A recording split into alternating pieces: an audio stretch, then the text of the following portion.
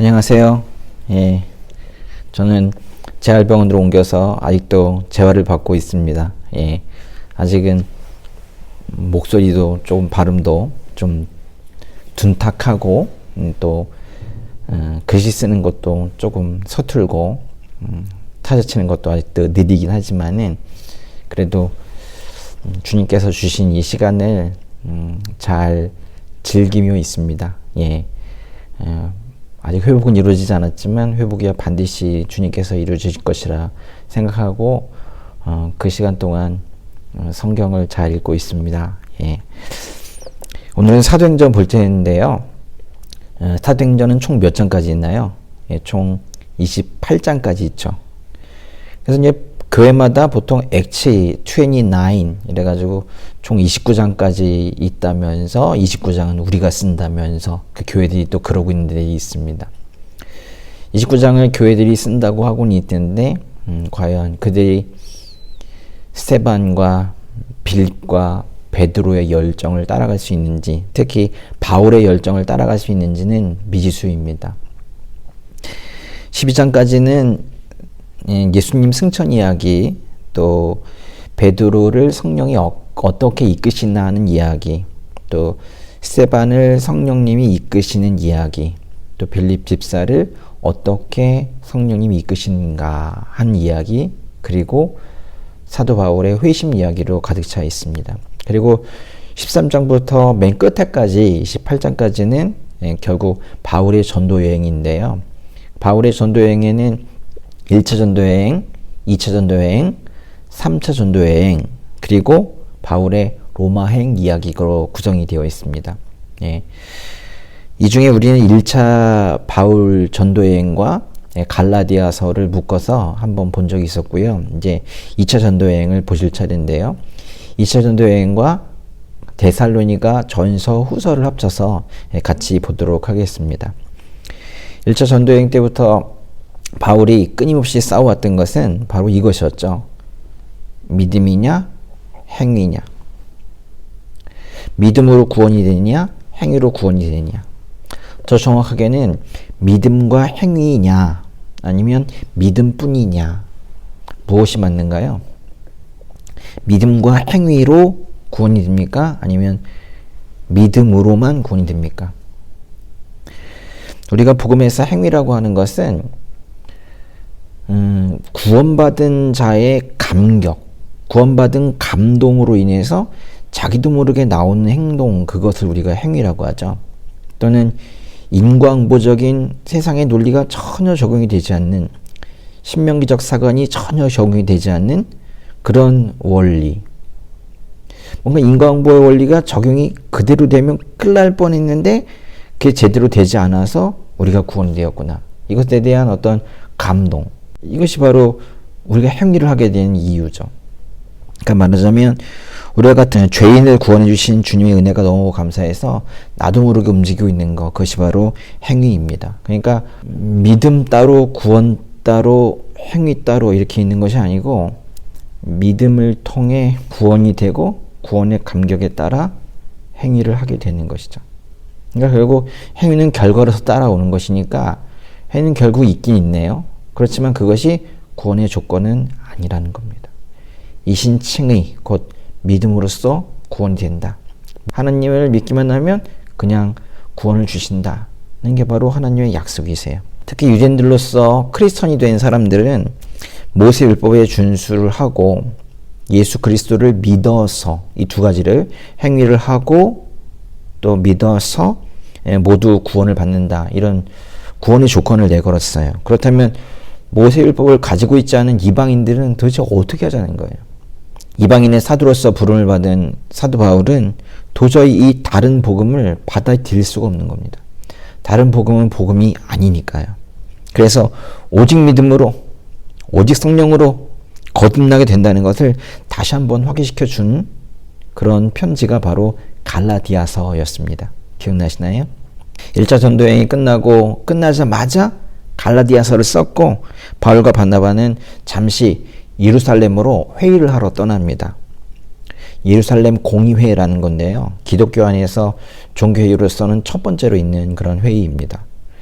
모세율법도 지키지 않고 할례도 받지 않은 이방인들이 어떻게 구원을 받을 수 있는가 하면서 몇몇 유대인이 주장을 했고, 바울이 반론을 제기했고, 베드로가 변호를 했고, 야고보가 해결책을 제시했습니다. 그 해결책이란 우상에게 바쳐진 음식과 피와 목매어 죽인 짐승의 고기와 음행만은 멀리하라는 의무만을 이방인 그리스도인들에게 부여하는 그런 것이었습니다. 이것은 어떤 행위라기보다는 그리스도인으로서 거룩함을 지켜가는데 필요한 최소한의 것이기 때문에 그랬어요. 바울과 바나바는 기뻐하면서 안디옥으로 돌아갔고 안디옥에서 주의 말씀을 가르치고 전했습니다. 바울이 말했습니다. 우리가 주의 말씀을 전했던 도시마다 모두 다시 방문해 그들이 어떻게 지내는지 알아보시다. 그러나 이제 바울이 출발하려고 하는데, 바울은 마가를 데리고 갈 생각은 없었지만은 바나바는 조카 마가를 데리고 가고 싶어 했어요. 바울은 아니면 아닌 거지, 뭐 이런 사람이었어요. 기독교인이라면 당연히 박해가 있는 거지 라는 생각으로 소아시아 지방에 복음을 전해야 된다고 생각했지만, 바나바는 그럼에도 불구하고 약한 사역자들을 계속 키워내야 된다고 생각을 했어요. 마가, 꼭 조카 여사가 아니라 마가라는 사역자를 계속 키워내야 된다고 생각을 했어요. 잠시 바나바에 대해서 생각해 볼까요? 사실 바나바는 사울과 싸우게 되는 사도행전 15장 끝 이후로는 더 이상 성경에 등장하지 않습니다. 그런데 바나바는 그냥 그렇게 묻어둘 사람만이 아니에요. 바나바의 고향은 키프로스 섬입니다. 키프로스 섬, 구브로 섬이라고도 하죠. 개역개정에서는 그런데요. 1차 전대여행 때 첫 목적지로 갔던 곳이 바로 키프로스 섬입니다. 현재 키프로스는 남과 북으로 갈라져 있어요. 남쪽에는 그리스계의 키프로스 공화국이 있고, 북쪽에는 터키의 북키프로스 터키 공화국이 있습니다. 남쪽에는 그리스 정교, 즉 기독교가 일반적인데, 북쪽에는 북키프로스 터키 공화국에는 이슬람계가 많습니다. 전승에 따르면 나사로가 유대인의 위협을 피해서 키프로스 섬에 정착했다고 합니다. 그 무덤에서 살아난 나사로 있죠? 한두 사람들이 당신이 무덤에서 진짜 살아난 거 맞냐 이러면서 괴롭혔나 봐요. 그래서 유대인의 위협을 피해서 키프로스 섬으로 이사를 갔다고 합니다. 그 나사로의 신앙을 바나바가 전달받은 것 같아요. 사실 바나바는 사도행전 초기부터 등장을 합니다. 사도행전 4장 36절인데요. 키프로스 출신인 요셉이라는 레위 사람이 있었습니다. 사도들은 그를 바나바라고도 불렀는데, 바나바는 위로의 아들이라는 뜻입니다. 바나바의 원래 이름은 요셉이었네요. 근데 바나바는 위로의 아들이라는 뜻인데, 바나바는 누가 지어준 거예요? 사도들이 지어준 이름 바나바로 불려지게 되었습니다. 사도들이 지어준 거군요. 사도행전 9장 26절부터 28절 읽겠습니다. 사도행전 9장 26절 28절. 사울은 예루살렘으로 올라가서 제자들과 교제하려고 했으나 그들은 사울이 제자가 된 것을 믿지 않고 모두 그를 두려워했습니다. 그러나 바나바는 사울을 데리고 사도들에게 가서 사울이 길에서 어떻게 주를 보았으며 주께서 그에게 말씀하신 것과 다메섹에서 그가 예수의 이름을 담대하게 전한 것을 그들에게 이야기해 주었습니다. 이렇게 해서 사울은 제들과 함께 지내게 됐고 예루살렘을 자유롭게 다니면서 주의 이름을 담대하게 전했습니다. 회심한 바울을 변호한 사람이 누구인가요? 바나바죠. 모두가 바울을 의심하고 있을 때 바울은 그런 사람 아니라고, 사람이 바뀌었다고 그러면서 변호했던 사람이 바로 바나바입니다. 바나바는 안디옥에 나중에 파송이 되었거든요. 예루살렘 교회가 바나바를 매우 신뢰했던 것 같습니다. 사도행전 11장 23절인데요. 바나바는 안디옥에 도착해 하나님의 은혜가 내린 것을 보고 기뻐하며 온 마음을 다해 주께 끝까지 충성하라고 그들 모두를 격려했습니다. 25절 26절도 같이 읽어보시죠. 그리고 바나바는 사울을 찾으러 다소로 가서 그를 만나 안디옥으로 데리고 왔습니다. 그리하여 바나바와 사울은 1년 내내 그곳 교회에 머물면서 많은 사람들을 가르쳤습니다. 그리고 안디옥의 제자들은 처음으로 그리스도의 사람이라고 불리게 됐습니다. 안디옥 교회를 바나바가 이끌고 있었는데 그가 동역자로 삼은 사람이 누구인가요? 바로 바울입니다. 당시 바울은 고향인 다소에 가 있었는데 다소에 직접 가서 바울을 찾아서 온 거예요. 모셔온 겁니다. 예. 안디옥 교회 주대 목사님이 2명이 된 거예요.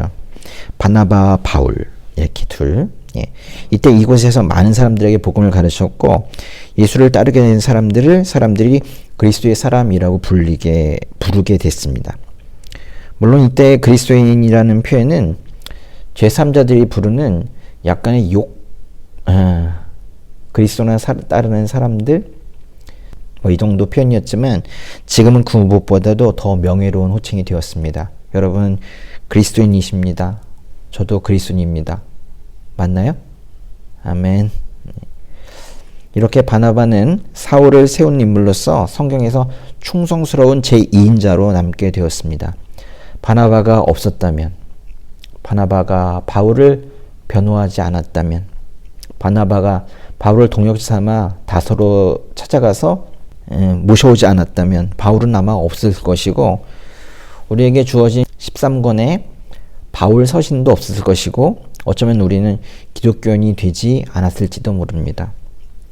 바나바를 기억합시다. 바나바가 됩시다. 예. 1차 전도 여행 후에 마가 문제로 바울과 바나바가 크게 싸웠죠. 결국 바나바는 마가를 데리고 키프로스 섬으로 갑니다.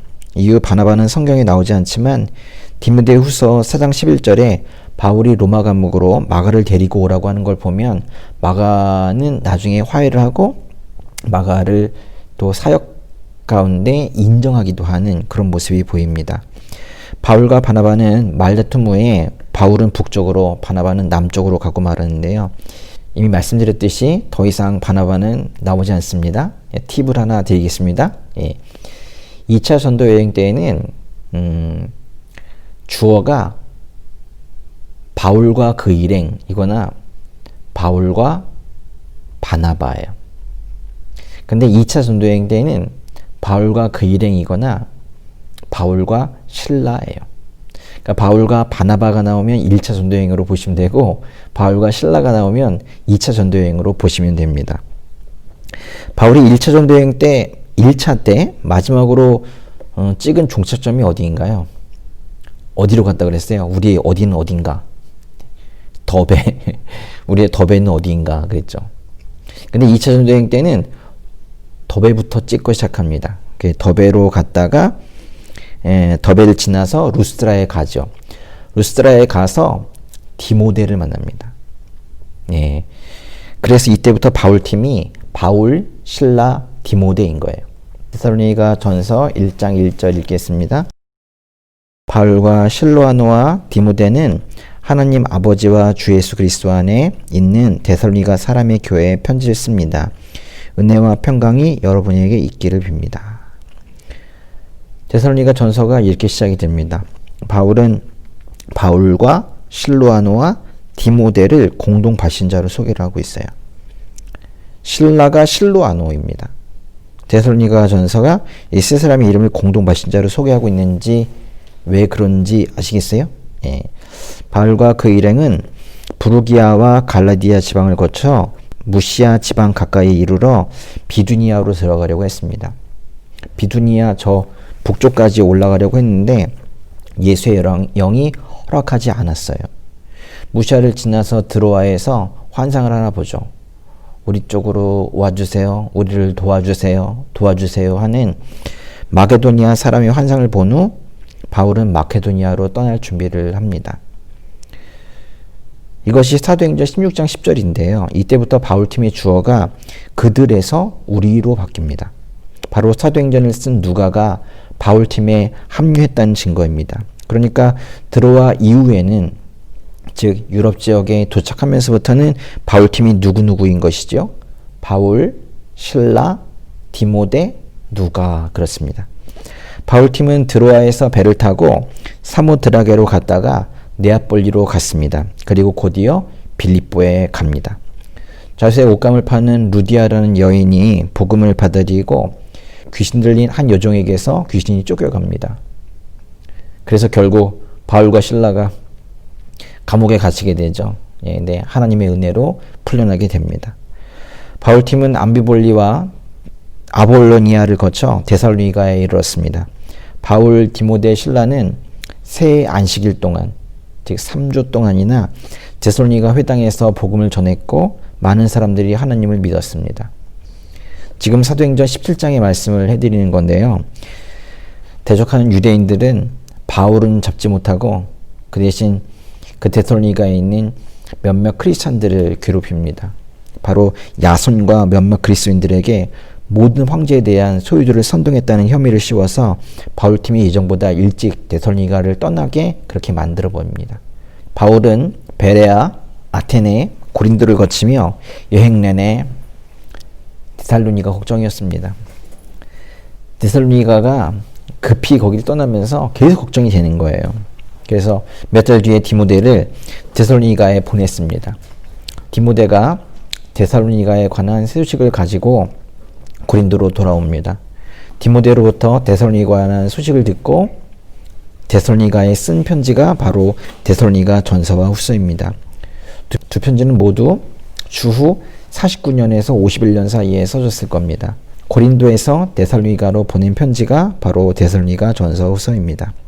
데살로니가 전서 3장 1절부터 5절까지 같이 읽어볼까요? 예.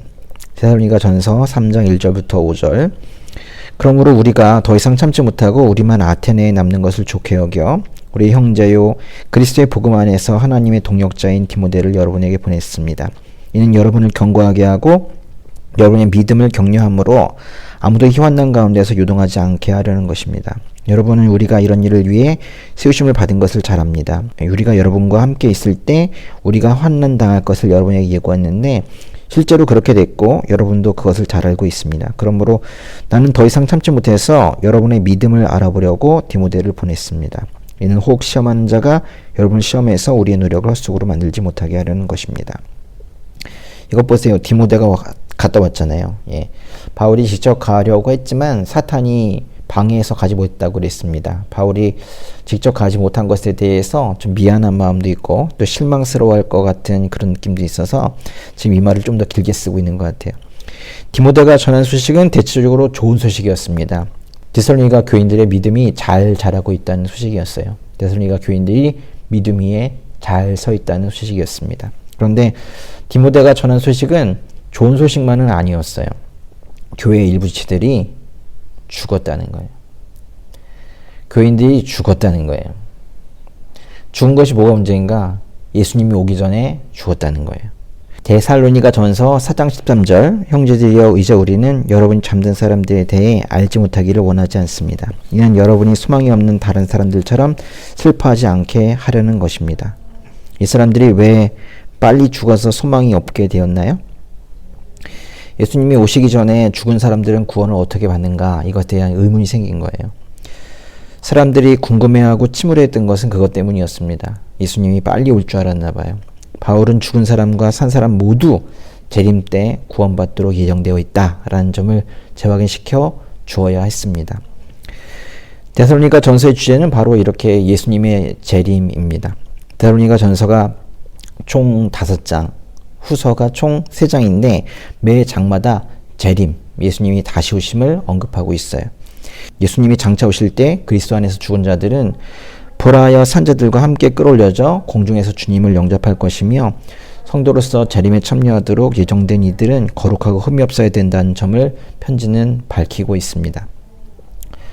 종교적으로 볼 때 데살로니가는 그리스 로마 신들과 함께 황제 숭배에 열심을 내고 있던 그런 동네예요. 이집트 종교들도 눈에 띄었고요. 특히 데살로니가 후서는 예수님의 재림에 앞서 배교 또는 불법의 사람인 적그리스도가 나타날 것이다 라고 말하고 있습니다. 데살로니가 후서 2장 3절 아무도 여러분을 어떤 방식으로든 속이지 못하게 하십시오. 이는 먼저 배교하는 일이 발생하고 불법의 사람 곧 멸망의 아들이 나타나지 않는 한 그날은 오지 않을 것이기 때문입니다. 예수님이 오시면 이 반역한 통치자를 물리치실 것이고 그리고 억눌린 그리스도인들에게는 정의를 그들을 박해하던 자들과 예수님을 믿지 못하는 불신자들에게는 진노를 베푸실 것입니다. 주의 날이 이미 이르렀다는 사람들의 주장도 있었어요. 데살로니가 교인들 중에 두려워하는 사람들도 있었습니다. 바울은 이것을 진정시키는 일도 해야 됐습니다. 끊임없는 박해에 직면한 데살로니가 교인에게 힘을 주는 것도 스스로 생활비 벌기를 거부하는 일부 교회 지체들의 문제를 해결하기 위해서도 데살로니가 후서를 써서야만 됐어요. 계속 여행 내내 데살로니가 걱정이었던 겁니다. 바울은 고린도에서 오랫동안 머물렀고 갱그라의 미용실에서 머리를 깎았습니다. 바울은 그동안 머리를 깎지 않았어요. 아무래도 바울은 나실인 서원을 했던 것 같아요. 외소를 거쳐 가이사를 거쳐 예루살렘을 거쳐 다시 안디옥으로 돌아왔습니다. 이것이 바울의 2차 전도 여행입니다. 삶이 교회 세우기였고 또 삶의 문제를 해결하는 것이라는 것이 온통 또 교회 문제를 해결하는 것이었고 그런 바울의 삶을 잠깐 들여다보았습니다. 사도행전을 읽을 때마다 우리가 정말 이대로 살아도 되는가 질문을 하게 됩니다. 바울이 좀 부족한 것이 있어도 인간적인 부족함이 있지요. 그렇지만 교회를 사랑하는 마음은 예수님 다음이었던 것 같아요. 삶을 교회 중심으로, 생활을 예배 중심으로, 언행을 복음 중심으로 늘 살아왔던 바울 목사님을 더욱 생각하게 되는 날입니다. 병원에 있으니까 더욱 그렇게 생각이 되네요. 우리도 그래야 되지 않을까요? 예. 기도 인도자 나오셔서 기도해 주세요.